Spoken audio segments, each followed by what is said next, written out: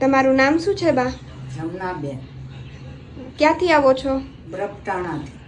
તમને શું તકલીફ થતી હતી? મને ગળામાં પાછળ દુખતું હતું અને માથું બહુ હલતું હતું. તમને પેલા ક્યાંય બતાવેલું હતું?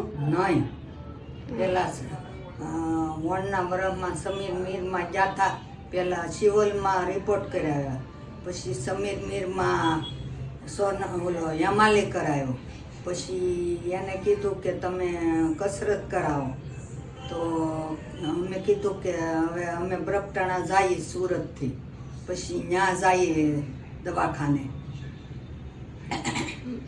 અહીંયા તમે લક્ષ્ય ફિઝિયોથેરાપીમાં આવો છો, તમારે આજે 10મો દિવસ છે કસરતનો, તો તમને એનાથી કેટલો ફરક લાગ્યો? લાખ ફરક છે, પોણા ભાગનો ફરક છે. પેલા જે સારું છે. હા, પેલા જે તકલીફ થતી હતી એ હવે કેવી છે? હવે મૂળ તકલીફ નથી, બહુ સારું છે. ને ત્રણ બહેનો ને એક ભાઈ પણ કસરત બહુ સારું કરાવે. પેલા કરતા સારું છે ને? હા, બહુ સારું.